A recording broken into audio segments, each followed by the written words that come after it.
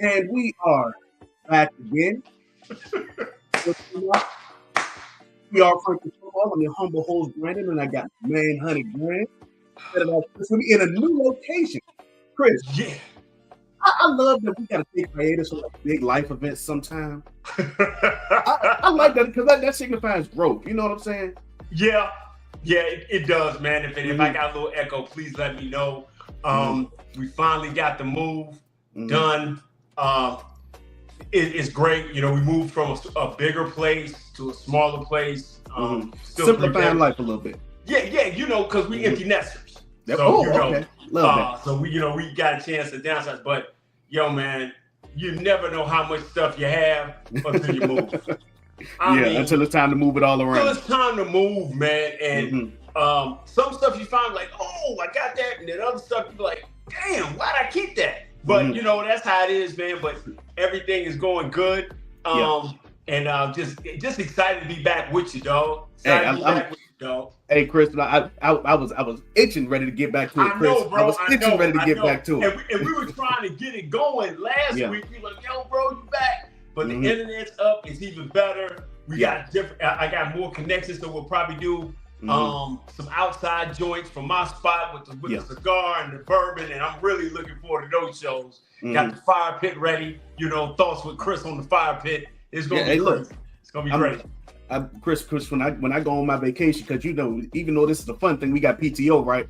We gonna set that up. We'll make it go. Chris, and I'm glad we got Shaheem in the chat today, Chris, because you know, the Cowboys had a shellacking of the New York Jets over the past weekend. But you know what? This is the one thing I gotta give Shaheem. Shaheem is faithful to the show. That's my dog. That's my dog in real life. That's my dog in real life. You know, you a dog in real life. And so we appreciate you, Shaheem, showing up, man, and kind of going to break down at his ass whooping we handed y'all. But you know, I'm glad you're here, homie. Yeah, absolutely. So, the Cowboys had a statement win over the Jets. I think it was 37-22, if I'm going off of the top of my head. Yes, sir.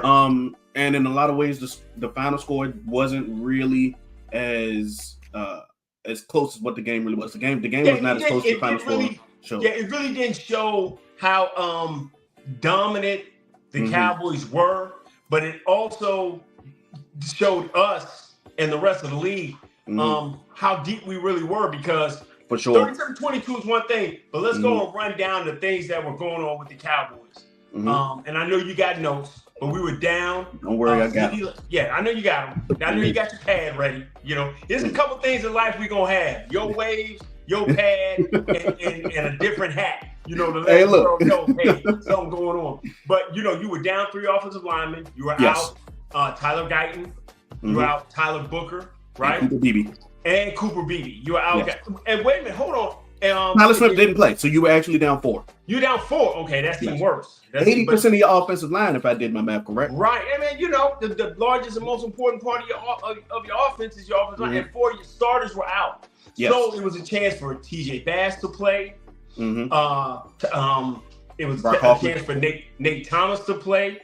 Yes. Standout game by Nate Thomas, by the way. Absolutely. Nate Thomas to play. You know, it's a couple more guys, and it's coming off the top of my head. I'm just trying to remember quickly. But 4 offensive linemen played. You were out CeeDee Lamb and Kevontae Turpin. Yes. And so over half of your offense was out due to injury. And so you had to go in and play a very stout defense in the Jets, who hadn't been, really be getting manhandled. And you had to work with some different things, man. So we want to start talking about. We're talking about our injuries, and I think we're going to talk about, like we always do when we break the Cowboys down, the good, the bad, and the ugly. Yep. And the good for me was, first off, was the play of the offensive line.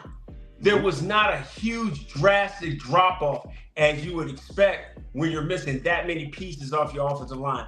In the past, if you lost 2 guys or a guy, it was, And you know what? Let's cut the noise with a guy.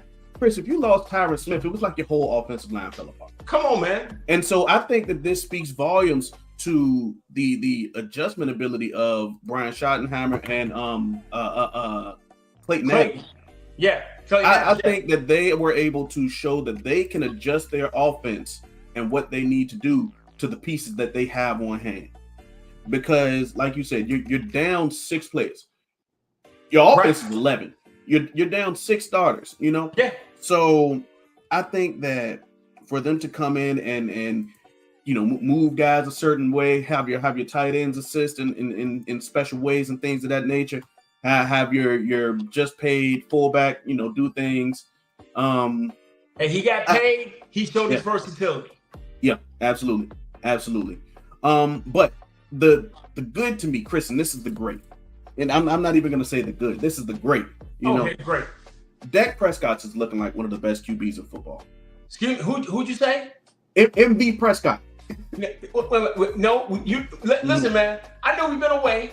I know we ain't been kicking it. A couple of different things on Frankly Football are consistent. Yeah. Coaching matters is one. Jeff Heath is the GOAT. And when we talk about great quarterbacks, we say their whole name. So Rain Dakota Prescott is playing like the best quarterback in all of football. And I have a bone to pick with you, my friend. Oh my goodness, what did I do wrong this time? You put your listing of in order. You put Baker Mayfield. I do believe that. I believe that Baker is cooking. No pun intended. Baker is playing really, really well. Yeah. I'm not taking anything from him. He has shrugged off all the foolishness and he's not that guy. Cleveland's looking crazy right now. Yeah. By not letting him process through to be the guy who he is. Yeah. But the guy who is playing the best. I'm going to talk more about that tomorrow, by the way. Absolutely. But the guy who's playing the best quarterback in all the NFL. I'm not mad at you. And I am not mad at you feeling that way, Chris. Because in a lot of ways, I agree with you. In a lot of ways, I agree with you. Yeah. I just feel like Baker has like a lot of the big plays, like those dynamic plays that make the headlines. So I recognize that a lot of people just generally dislike the Cowboys. Yeah. So, I try to look outside of myself when I say those things. And I'm not taking anything away from Baker. He's making Emeka Buike look like offensive player of the year. He's moving the ball around. They're playing. They're winning. Yes. You know what I'm saying? When you win those games, the way they have late, it does elevate your stock. But as for playing the position and being without pieces, it just shows how well Rain is playing. Absolutely. I can't. The Bucs did have to play a game without 3 of their offensive line. Gotcha. But man, nobody else in the league is missing 6 of their offensive players for one game. Ain't nobody else doing that, Chris. Nah. So Dak is truly looking like a player that has put it all together. He's looking like a player that is playing in the offense that he wants. He's looking like the player that is incredibly cerebral. Has put his body back in order. That was one of my biggest fears about Dak. If you remember, can Dak stay healthy? Can Dak avoid the tag of hurt guy? So Dak is looking like a guy who has put it all together in year 10. Yeah, he really is, and it's a beautiful thing because in a lot of ways we need that. You said that was great. Yeah, so but get good, Chris. Good was not good enough. Good was not good enough, Chris. Okay. So but one thing I will tell you, if you want me to go from great down to good, because I have plenty. Gotcha. Javonte Williams is looking like one of the best value signings for value for the dollar, that you can get from a free agent. Javonte Williams is looking like one of the best, if not the best, that you can get in the offseason. Here's the crazy part about it, right? Your quarterback can mess around and be comeback player of the year, right? Locking that up. But if he could be MVP, then Javonte Williams would be comeback player of the year.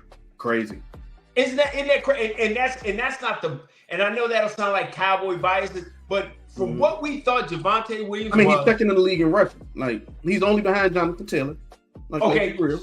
There you go. So just put that in perspective. When we got him, we didn't know what we were getting. We didn't know how he was going to come back, how he was going to play. We were trying to get running backs from Shaheen, trying to get Shaheen to cut us a deal on the low. Chris, Braylon Allen got hurt now, so See, the way he's running, And if I can get Blue mixed in with it, I still don't know what I have with Phil Maffa. But the beautiful part about it is the offensive line is coming together that you can put anyone back there. And I ain't gonna say that, because in a lot of ways, we got a comment from Sleazy where if Jay Will takes a blow, he's nervous about the running back room. In a lot of ways, I am too. Because Javonte Williams is doing things in a lot of ways on his own. He got tackled in what would have been a 2-yard loss. Dodged 2 tackles, spun out of one, powered his way through another one, and turned it into a first down. Okay, so I'm not sure if anybody else is doing that. That a lot of his success isn't on the back of the offensive line. It's on his own power. Okay. But this is what we haven't had in recent years. Sure. And I'm going back even to when Tony Pollard got paid. Yeah. This offensive line is, in this scheme that we're running, we can be a downhill running football team. We can run the football when we want to now, which we weren't able to do. Pollard's contract year, Rico had to deal with the foolishness about if he was going to play, if he wasn't going to play. We'll be able to get to that later on the week, probably tomorrow and definitely into the week. But also, we just got a guy who we feel consistent. We can give the ball to him 15, 20. And when he gets the ball in his hands, you're not clutching your pearls, you're not holding your breath. Yeah. You know, you have faith that he is going to do his job and do it well. What's up, B-Bird, in the comments, bro? Always nice to have you here. Hey, man, good to see you, B-Bird, man. Yeah. But Chris, man, Javonte Williams is one of the best value signings on this team, if not in the league this offseason. Because right now, bro, he's second in the league in rushing yards. He's tied for third, which is like a deep list, in touchdowns. Like it's amazing. And he's making what, $3.5 million or something like that? And even though you love to see that, it makes you get mad with the organization, because the organization will always go back and, you see, we did it before. We don't have to go. See, and I hate giving Jerry Jones credit at the same time. I mean, I hate giving you know how much it hurts me to have to give Jerry Jones credit. Hey man, I got the hat in the back. I just hadn't unpacked it. It might be in the box somewhere. It might be in the box somewhere. It's because I want to keep pressure on him. B Bird, you know, he's in the comment. He is always saying the problem with us, we can get players, but the way the management handles itself, it never leads it to make the drastic changes it needs to make. Absolutely. And getting Javonte Williams to come and play the way he's playing, to be the productive back that he is great for us, but it's not going to make the sweeping changes we want them to make in the offseason. But that's down the road. But right now, man, he's playing amazing. You're absolutely right. Just follow him. Absolutely he is. So Chris, you know, and this is not football related. You know how I do new things all the time and try to make the channel better. Oh yeah, I'm hoping that I got it set up to where automatically it'll be down at the bottom corner on this side. Hopefully the chat box will automatically fill on the screen at this point. I just kind of figured that out. Well, I tell you, being the channel tech guy, I'm doing things all the time. But back to the game. Hey man, everybody, listen. What B is talking about, man, we've been able to put a QR code to pop up, man, that you can go ahead. I was gonna do that when the channel ends. That's but if y'all haven't, you know what I'm saying? Y'all will see it like right here. B is had time on that, and that'll take you to the channel where you can do all the things that I want you to do, like, comment, share, subscribe. Right. And then I'm gonna take that away, right? And then I'm gonna put this one up. And if you click this one right here, that'll take you to our Twitter page where you can follow us on Twitter and see all of the funny things that I post on there. Of course, football related and all of that. Right. But I'm figuring out how to make QR codes and whatnot, Chris. And boy, I'm bringing it all to life, Chris. Bringing it all together. Yo, man, definitely, man. Make sure you do. Make sure you like, you share, you subscribe. Make sure you get this out to your friends and your buddies, man. We definitely love to interact with you. I'm gonna keep that up. I'm gonna keep this up here. Go and keep it up, man. Yeah, and be able to do that, man. And rock. So Chris, we got our great.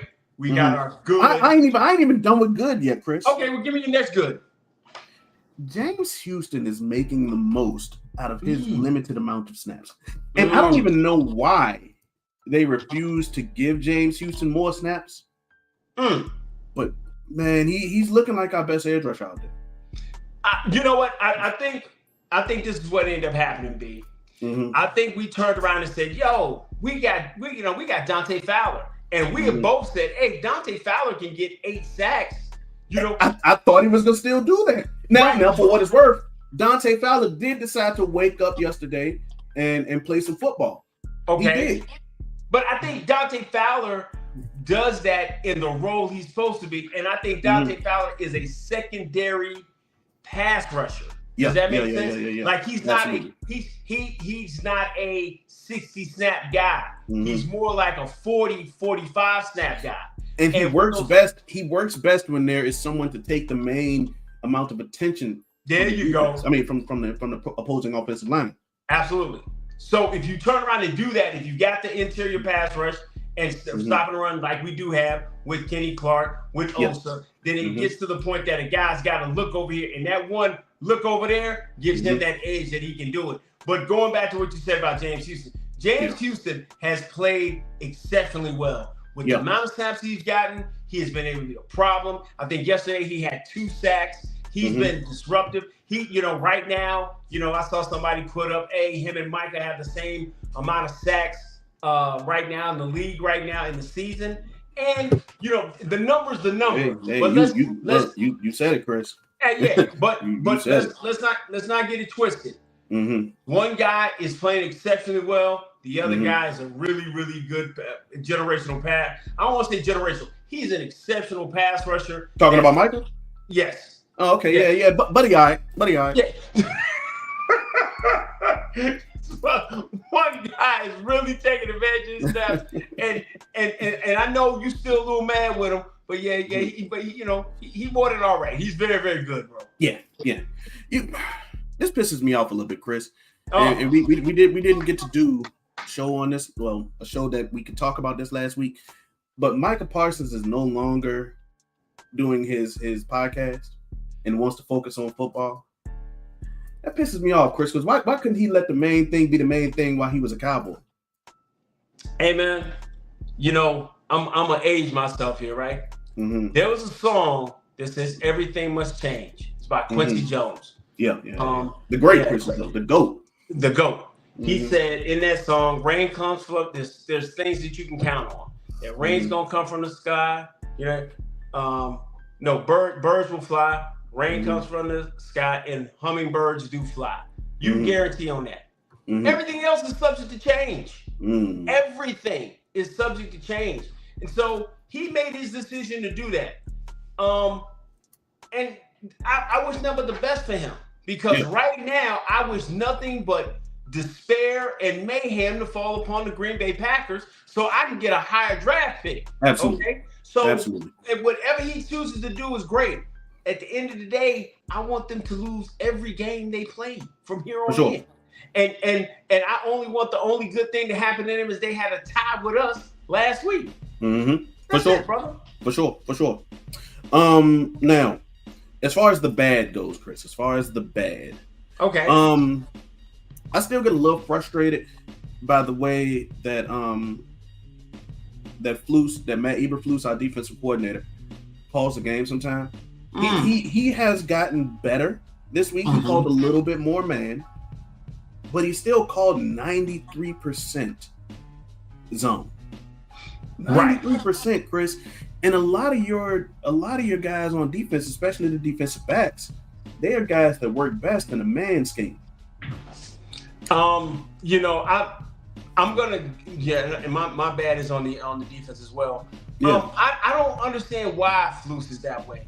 I don't know if he's trying to protect certain players in certain areas. I think Trayvon is steadily getting back to who he is. I think Bland is still a step slower. Yeah. Because I think he rushed back from that foot. The thing about when you're a defensive back, your feet, your legs and your feet are that's everything. Yeah, you make your money there. And so with him right now, with his feet being not 100%, and him going out there and fighting through it, I think that's great.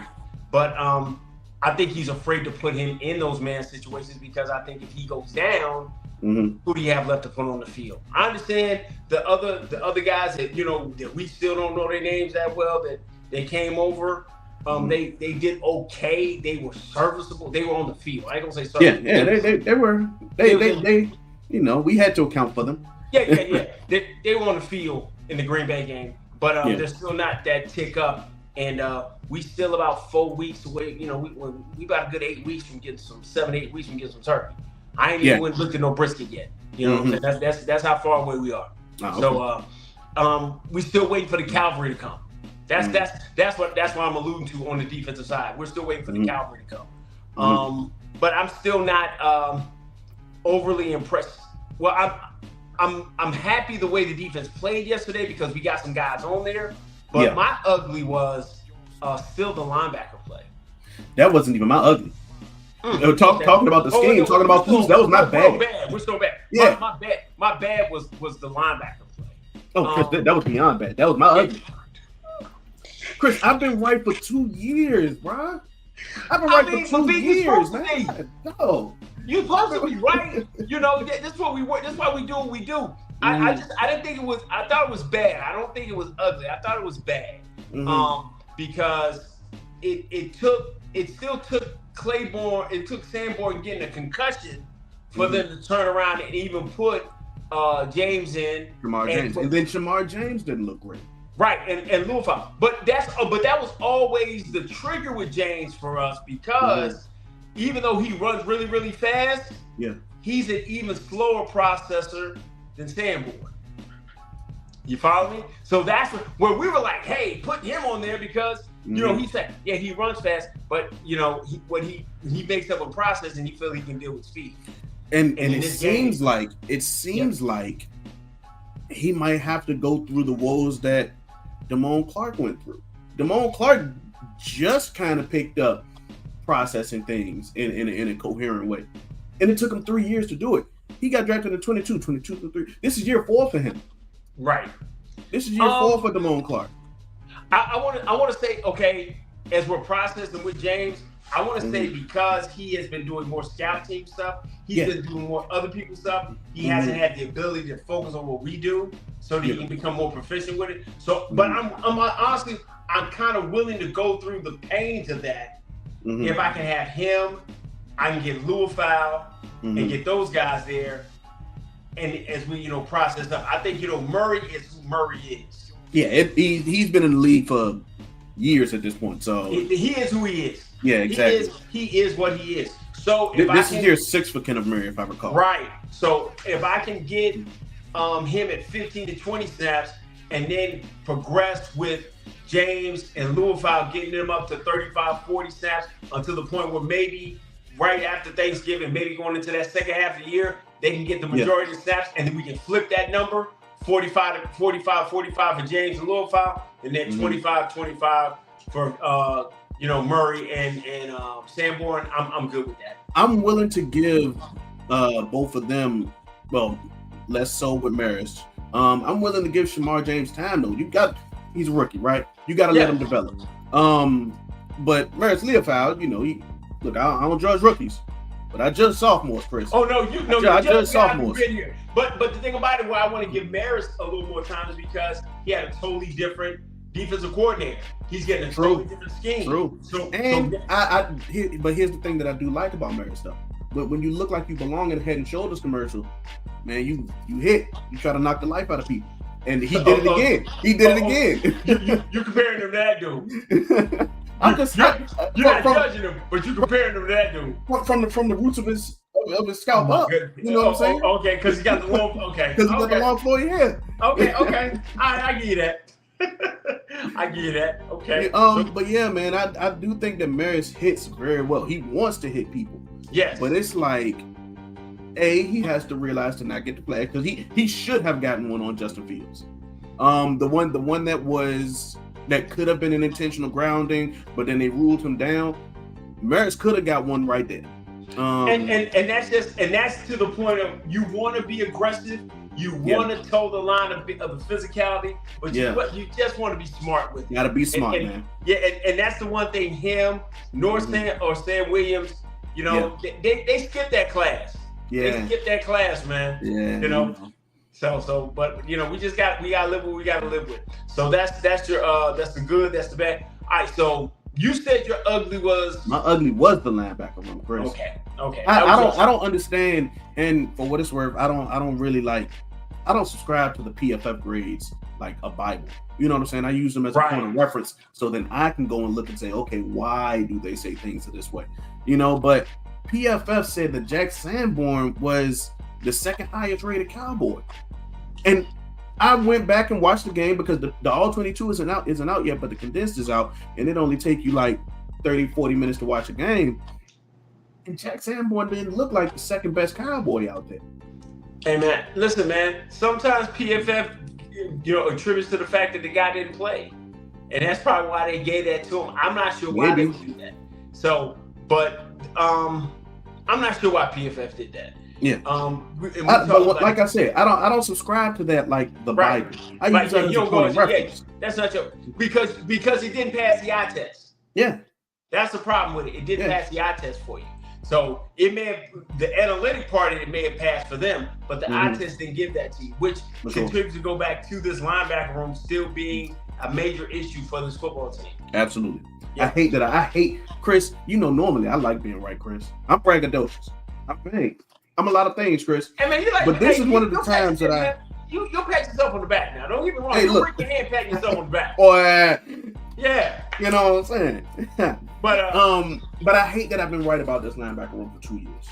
Mm-hmm. I hate that about it. But see, I think you've been able to you're right in you've been right in your assessment, but I'm gonna give it a little more time because of the transition from Mike Zimmer to Matt Eberflus. Yeah. So because I have that, and we're only in game 5. Yeah. We're in game 5. I've got my first quarter of the season out of the way. Now, as I move into these next 4 games, I'm going to want to see maybe a tick of improvement in those different areas. I think we got a little bit of an improvement in the secondary play, especially in the safety room. I do want to talk about that in a second, but sure, go ahead. Yeah, in the safety room. So I think, even though that's you're ugly, that's kind of, it's kind of what we expected. I want to get my ugly man to probably just to a couple of 2 individuals, one on the offense, one on the defense. My ugly on the defense is Sam Williams. Okay. I'm giving my ugly to Sam Williams because after 4 years of being in this league, and I know last year this kind of is 4 years contract wise, but kind of 3 years. Yeah, it's 4 with an asterisk beside it. I get it. Yeah, I'm not seeing a difference in who he is as a player. Okay. Thank you. I'm not seeing the uptick of year 1 I did this. Now year 2 I'm doing this and this. And it's sad because he now has more responsibility. Absolutely. He looked good as the guy who had 0 expectations, 0 responsibility in years 1 and 2. And then went out there and pleasantly surprised you. Year 3 was sadly taken away from him, and then year 4, they push him into the stage. Yeah, they have more responsibility by getting rid of Buddy. You know what I'm saying?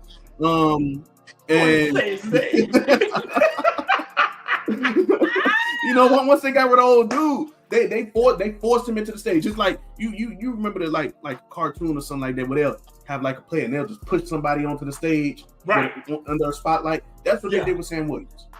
And they told him to put up or shut up. I'm gonna do it like our buddy Vice Lombardi does, man. Yo, Piker Morrison's, they moved him out the way and they put Sam Williams in here. And just because they do look oddly similar. I ain't gonna lie to you.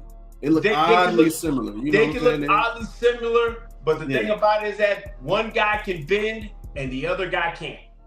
One guy has a myriad of pass moves and hustle, the other guy don't. And that's my ugly. My ugly is, how have you not evolved your game? How have you not, with this time and energy, to learn something? He still wants to be bull rush guy. He got a sack yesterday, and for me, and because you know how much I love Justin Schuyler Fields, and how much I admire him, and he's such a I think he's supposed to have this great upside and uptick. dude, to tackle him is a feat, but it was almost like he kind of fell into that sack. Does that make sense? Yeah. Once we get done with this segment, I'll talk about that. Yeah, sure. Okay. So I'm just saying my ugly is just how he has to progress in that. Here's my ugly on the offensive side. Jaden Blue. I get it. And go ahead, explain why. And my feeling for that is after having a whole offseason of all the hype, all the expectation, I had to see him make that run against Clemson 75,436 times. And for him to get out and not show me any burst, any ability to be patient, ability to read and just react, it's kind of like, so what did I get this guy for? Yeah, huh? I get it. You know what I'm saying? And I'm sitting there saying that because I was never high on him.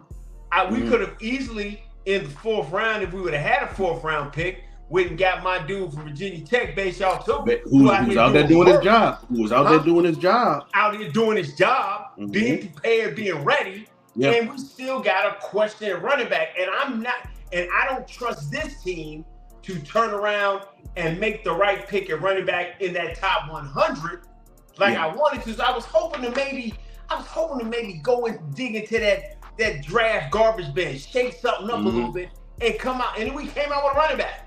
But there are other running backs we could. We came out with 2. So of the 2 we've gotten, the first one looked like, man, this ain't even no Ritz, man. This is just a plain old saltine cracker right now.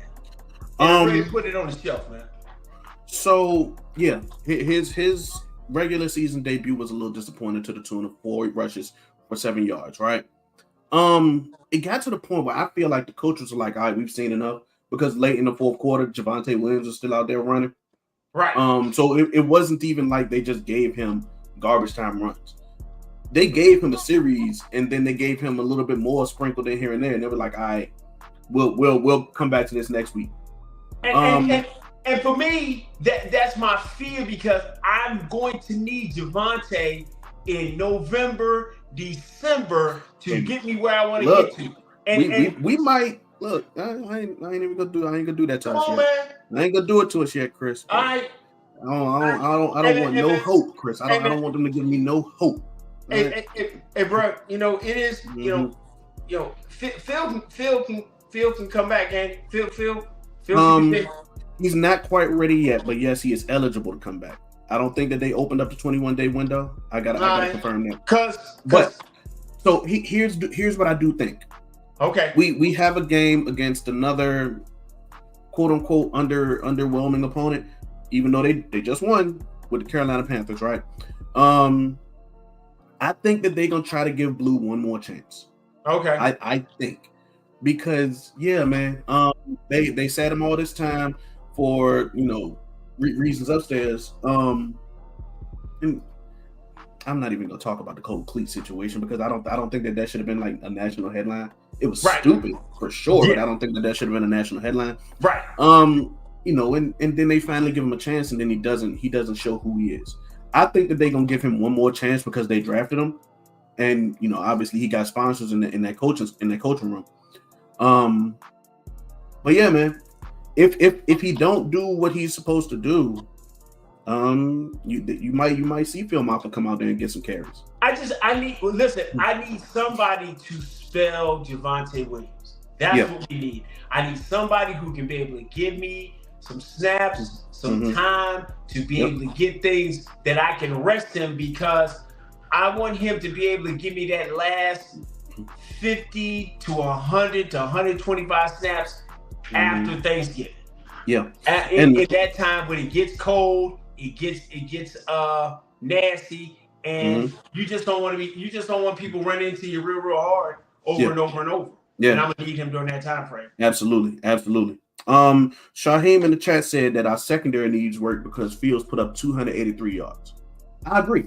And half of that can be alleviated by time. If we get Siobhan Rebel back, and the coaching staff just letting go of some ego.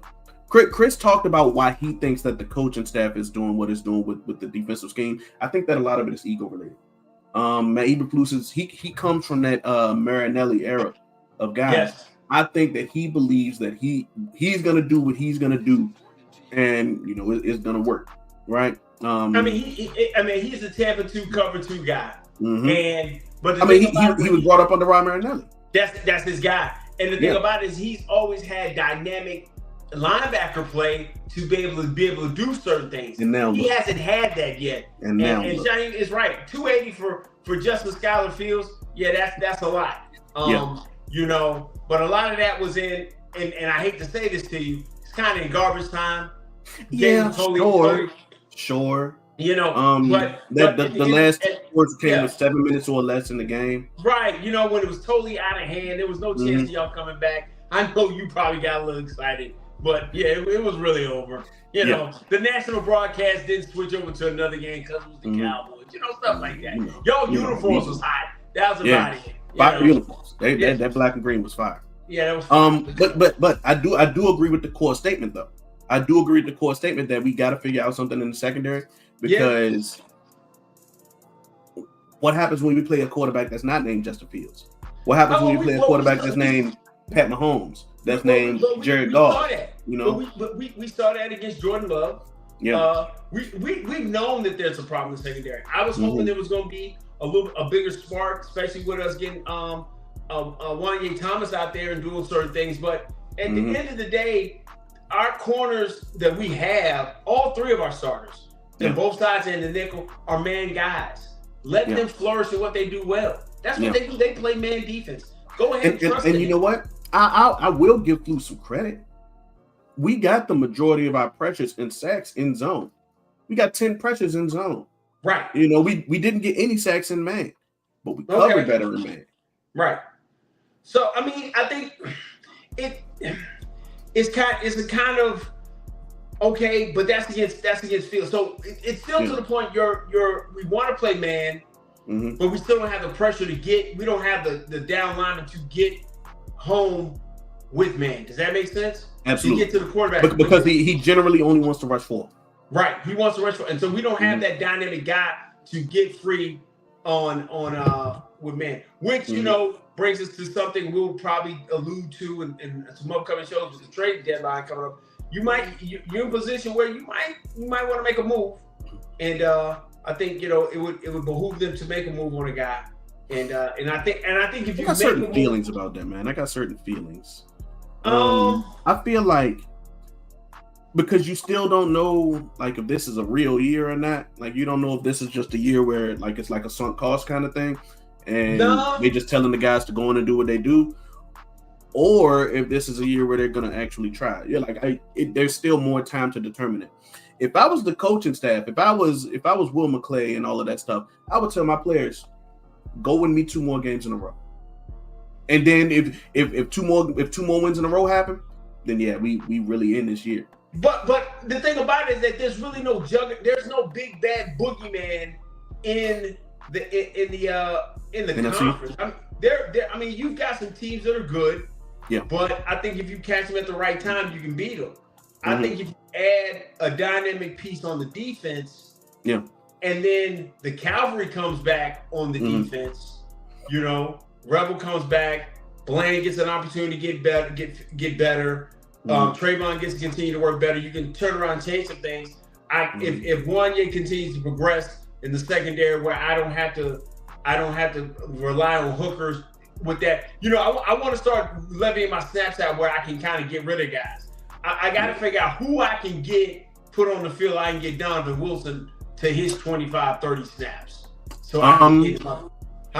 It is we kind of got a peek at that. Wanye might not be the answer for Donovan Wilson, but Wanye Thomas had I'm not even gonna say quietly. He did a lot of things great.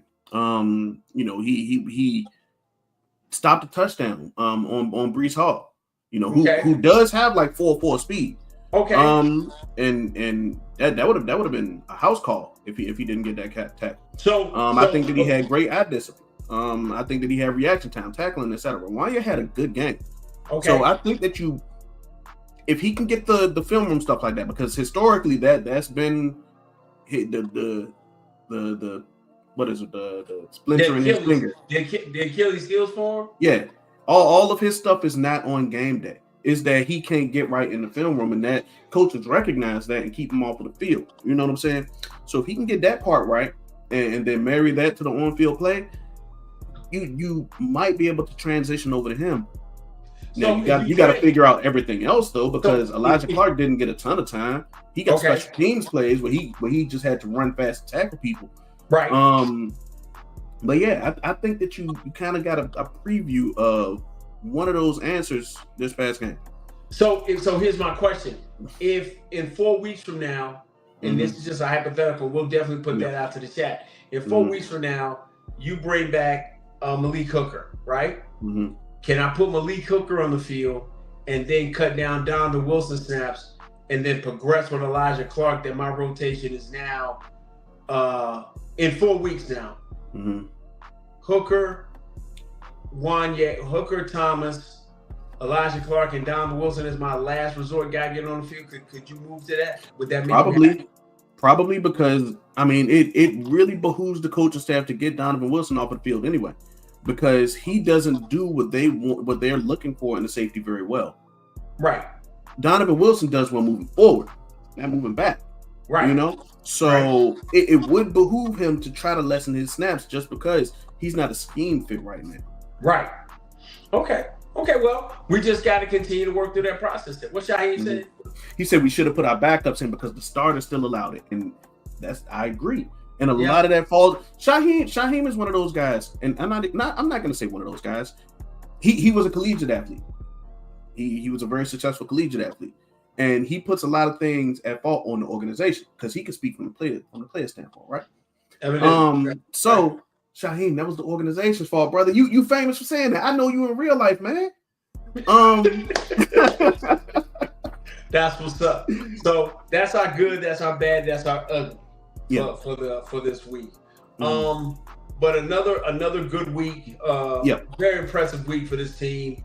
Coming off a week where it's a tie, and still a lot of phantom things going on with that. But the defense has got to progress and continue to get better. I think this offense is rounding out, and I'm loving the fact that we can run the football because we've seen Rain have these kind of Septembers where he's just on fire. Then now we're getting to October, and now we're going to get into that meat of the schedule where people have about 4 or 5 weeks to see him. They're going to make their adjustments. I think you get another good game this week.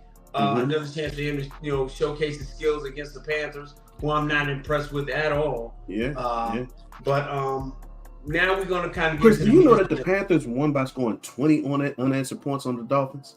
I'm not sure if that is a compliment to the Panthers or an insult to the Dolphins. Jesus. I mean, it's a little bit of both. You want to have them, the guys progress. You want them to continue to have a little bit of. You want the underlying teams to be able to do some things to make it interesting. Yeah, sure. Because you want to down the road be able to say, well, they did beat this team. You don't want to say, hey, the Cowboys went and beat on a bunch of cream puffs, and whenever they played tougher teams, they weren't able to get over the hump. Because you could have got a big feather in your cap with of beating the Packers, but you didn't lose and you didn't win, so kind of like in the middle of that. Man, go ahead. He said, "Are we going to ignore the offensive PI by George Pickens on Sauce Gardner?" So it can be looked at one or two ways. Right. Sauce did engage in hand fighting first, and then GP pushed off after that. So that could be looked at as either retaliation or the refs missed it. I don't care which one. I'm looking at it as I don't care which one, Chris. The rule says verbatim, you cannot touch the receiver or prevent him or prohibit him from moving downfield, and that's defensive holding. They were both working at it. Sauce never turned his head to look back. He did not. Which he got pushed onto the ground. Right. He said unhand me. Right. Unhand me, sir. Get your hands off me. You saw him get your filthy hands off of me, sir. Unhand me. He hit with the dental. Get your hands off of me. You know what I'm saying? And you can take whichever move say the Soldier Story, how he did it, Yeah. but he looked more like in Malcolm X when he had the talk in his hand. You know, that one. And so, Shaheem, you can take it either way you want to, but or it could be like he was in Glory before they went for the final fight scene. I'm just letting you know he told that man to get your hands off me. Yeah. And he wouldn't caught the ball. So you, Shaheem, may want to talk to your dude about turning his head back to look at the ball. And if he does that, then that constitutes the ref say he has right to the ball as well. Absolutely. You know? Absolutely. So I'm glad that we brought up George Pickens, because even though, you know, he ended the day with what, like 52 yards on the hood, right?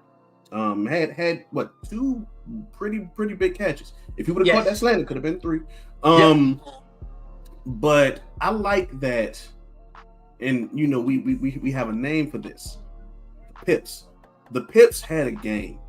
The Pips had a game, Chris. First off, we are not going to call these dudes the Pips. Yeah. We are not on the midnight train to Georgia. We are not, either one of us want to be the first to say goodbye. We are not doing that. Okay? We are not heard it through the grapevine. And so you know, I'm kind of like a music guy. I'm saying those guys ended up stepped up. They ended stepping up. And I'm talking, and you would allude to the Pips as being George Pickens. No. George Pickens is not one of the Pips. No, absolutely not. Absolutely not. So you're saying the Pips are Ryan Flanoy, Jalen Tolbert. Yeah. You know, everybody that's not named. No, I'm not saying Jalen Tolbert specifically. I'm saying everybody that's not named CeeDee Lamb and George Pickens. Well, hey, listen, I'm making Jake Ferguson is kind of like, I don't know, Howard Hewitt when he went on his solo album. I don't know, because he got paid a lot of money. So he's supposed to be. I think he's leading tight ends in receptions. 3 touchdowns. 3 touchdowns in 2 weeks. Absolutely. I mean, that investment looked like it's paying off, bro. Yeah. So, like, the guy who stepped up the most was Ryan Flanoy. Man. And the main reason that I'm saying that, I used to say Flournoy. I saw the pronunciation sheet. I saw the media pronunciation sheet. Okay. Flanoy. Yeah. Man, he stepped up to the tune of 100+ yards, man. Hey, man, he looking. Did you know that on the year Ryan Flanoy has more yards than AJ Brown? He hasn't even been active every game, Chris. Damn. Hey, you know, and that dude, that little short dude who I don't really like a lot, you know, damn, you know, kind of like that, bruh. But honestly, bro, what he does do is by him playing like that, because we're coming close to that time of the year that I want to see is if we're really gonna make that move. He kind of makes somebody a little bit, you know, dangle somebody out there in the wind as trade value. Not the 4th round pick, definitely not him, but you know, last year touchdown leader, he might not be here. You know, he got some value on him. It could go one or two ways. Give it to him. We might see one of these receivers out of here. Yeah. You might see Trayvon Diggs get traded out of here close to the trade deadline, Chris. Hey, man, I do not want to hear that kind of foolishness, man. I don't want to hear that kind of foolishness, man. Detroit just lost Terry Arnold for a quote-unquote long time. Who did? Detroit just lost Terry and Arnold. Hey, man, but they don't have nothing I really want. Yeah, they do. No, they don't. Yeah, they do. They got a D tackle that we could use. I got a good D tackle. We got two. But I could go further out west and go get a guy I really want, and we'll really make that D line special. Yeah, sure. I mean, you know, he's long, he's lanky. You know what I'm saying? Yeah. He got a little less. He got more. You know, got a little. His melanin a little light, but you know, little deficient. I want one. I get it. I said his melanin a little deficient. Yeah, just a little bit, bit. But he nasty though. He nasty though. So I'm feeling him. Yeah. You know? He puts forth maximum effort every play. What? And he causes so many different things off. You know what I'm saying? Hey, look. But Ryan Flanoy. Yeah. Man, I love that he was able to pick up the phone when his number was called. Yes, sir. And what that did, that earned him a lot more targets. Yes. That earned him a lot more targets, and not just in this game, but maybe in future games too.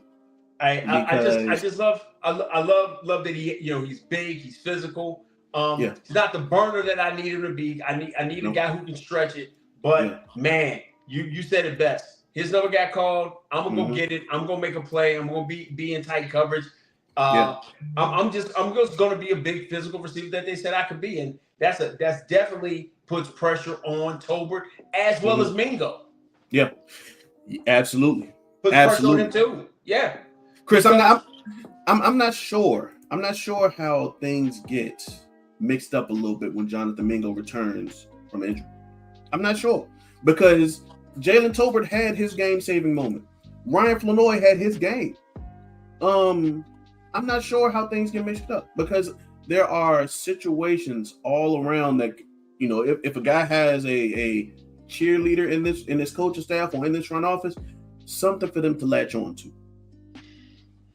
I mean, B, you can have all the cheerleaders and sponsors and people and hidden tapes and stuff like that. At the end of the day, you've got to be able to make plays on the field. So what we've been able to see with CD out, and we probably got another 3, maybe 4 more weeks of CD being out with this, because you want him to come back at full strength.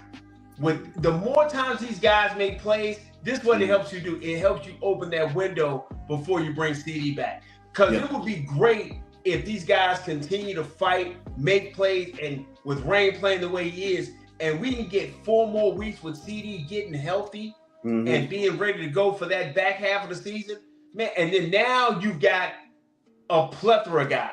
You can go to George. He's got trust in what George can do. CD is going to come back and be CD. Florida, and he can come in and spell guys.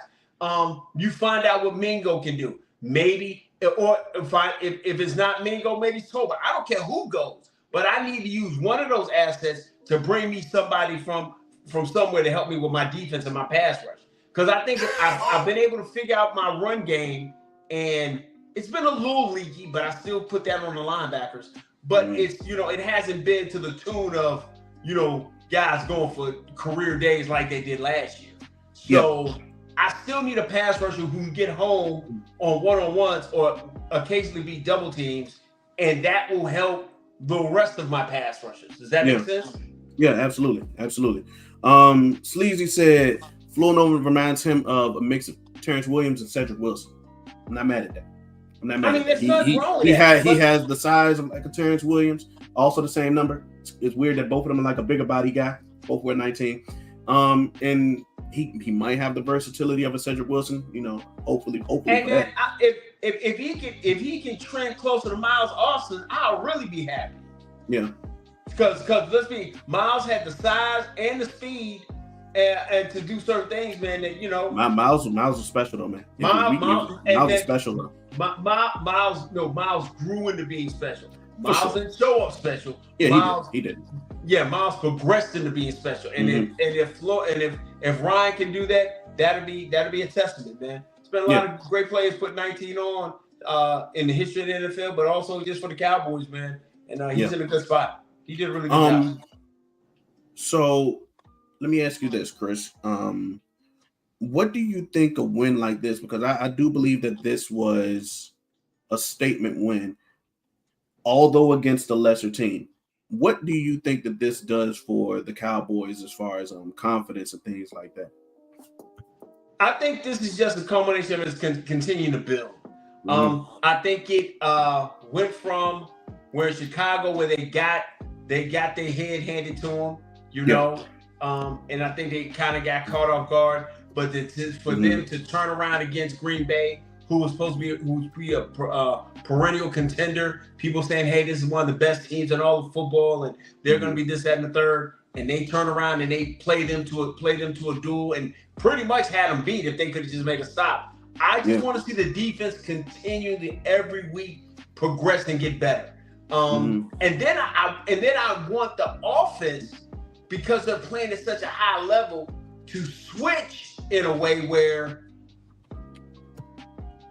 as Rain continues to play at this level, we get better and more efficient in the run game. Does that make sense? Absolutely does. Because, like I said, we've seen him be amazing for September's and October. I need him to take his game to the next level in November, December. That's why I need him at. That's why I need him at. So I'm gonna pivot a little bit, right? Sleazy said he has father duties. Did we talk safety? For one thing, shout out to all of the present fathers. Oh man, hey, enjoy the roller coaster, my friend. Listen, Sleazy, this is what you can do. We'll go back and talk safeties, but if you gotta go take care of that baby, you can always come back and get the replay, and we'll talk safeties in depth for you. But when you do that, make sure you like, you share, you subscribe, shoot it to your homies, man, and they can see if we on point or if we not, brother. But man, shout out to you, my guy. Absolutely. As far as safety goes, Donovan has to be on his way up, kind of like we talked about earlier. Because if your defensive coordinator is going to be adamant that he's not changing his scheme to fit the players, he has to change the players to fit his scheme. Yeah. And Wanye does better for Matt Eberflus's scheme than Donovan Wilson does. Donovan Wilson does better moving forward and being able to hit guys. Wanye Thomas has the vision.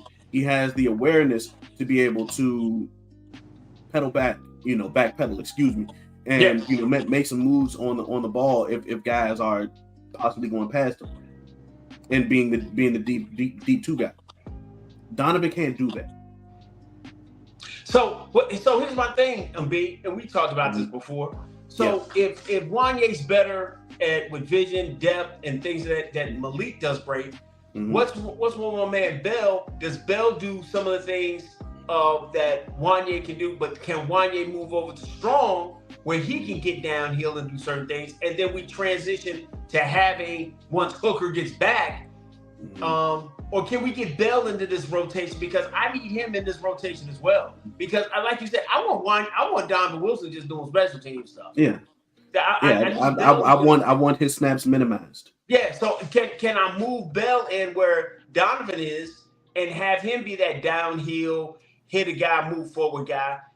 But does he also do free safety stuff, somewhat not as good as Wanye, but a little bit better? Possible, but this coaching staff doesn't have a sponsor in this coaching room. Donovan probably got somebody a little bit higher up who named probably ends with Jones. It ends with Jones. Jones. So while Bell might be a little bit better at some of the things, possibly, because I really wouldn't know. While Bell could be better at some of the things that Donald does, Donald got some high value sponsors in the Cowboys organization. Yeah, but see what I'm saying with Bell is Bell played a whole season of linebacker. Absolutely. Which is in the box downhill hit people guys. So that's basically what Donovan does. But does Bell have? That's what Donovan does well, though. Donovan does well moving forward. The coaching staff is asking Donovan to move backwards, and he's not doing it well. So I don't know if Marquise Bell can come in and move backwards. He might struggle the same way that Donovan does. Okay. Okay. All right. That's a question that we might have to go talk to some of our homies, on the slide, Hey, Chris, I don't have a golden phone, Chris. I don't have a golden phone, but it's stainless steel. Yeah, stainless steel. You know what I'm saying? And we might have to go, let me hit some folks. I can text somebody. Yeah, man, we gotta hit somebody, man, and kind of throw that out there, because my thing is, I kind of want my safety rotation to be flipped. Yeah. And subtract one. I really want to do that. I really want Wilson out. I want Clark to play. I definitely want Wanye on the field. Absolutely. I want to limit what I do with Malik, so I can bring back Malik at the times I need him. Malik is going for at least 3 more games anyway. So great. So then I get Wanye. So I want to find out what I got with Bell and Clark. I definitely want to find with those guys. Clark didn't really get me safety snaps. He got a lot more special team snaps, where I think that he did well. So he might have earned himself a couple of defensive snaps, where we can hopefully see if he can be move forward guy or something of that nature.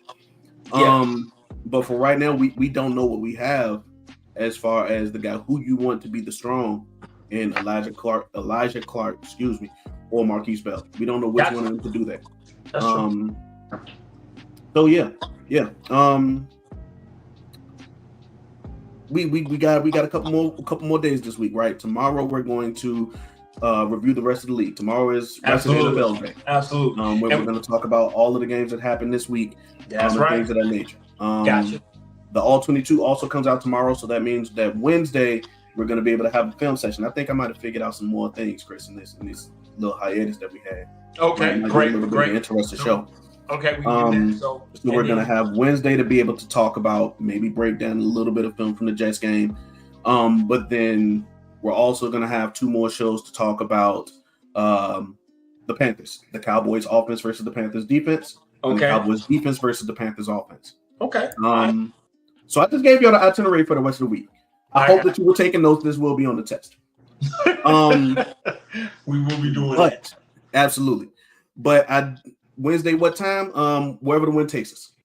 Wherever the wind takes us, Lisa. Probably somewhere around like 7. Yeah, you know what we'll start doing, because I'm gonna be, because B's hard on me, but I'm definitely gonna be harder on B. We're gonna go ahead and nail down our times. Yeah, because we definitely want y'all to get in here and kick it with us, man, and rock out with us when we're doing the sessions, when we're talking about the rest of the league and things of that nature. Yeah. But I'm thinking the best time for us is this. Well, and what we'll do, we'll put it on the thumbnail when we drop it on Twitter. Yeah. See, so go from there. The Twitter you say. You mean the one that you can get to by clicking this QR code right here, Chris? Absolutely, my friend. So if you're here right now, man, just make sure you click on the QR code. That'll take you to our Twitter. With us on Frankly Football on Twitter, man. When B puts stuff out, I'll chime in later. I'm gonna start reposting this stuff, man, because his footprint is okay, but mine's a little bit larger on Twitter. Absolutely, Chris. You a little bit known, Chris. You got to tap yourself on the back. Pat yourself on the back. You kind of known out there, Chris. I'm just a guy out here, but for the most part, man, make sure you like, you share, you subscribe, man. You keep helping us do what we do in the algorithm, man, because it's free, no cost you nothing, man. But we love interacting with you. Make sure you put a comment on the YouTube so we can go back to it as well. And go from there, man. Yeah, we do our best to be active in post video comments. Yeah, no doubt, man. It's been about 2 weeks been away, man. But I'm still the guy that helps you move your stuff out your house and help you get yourself situated in these streets, man. And I'm always rocking with the youngest, hottest producer in the YouTube streets, man. My main man B, man. And we will forever be Frankly Football, man. So until next time. Peace.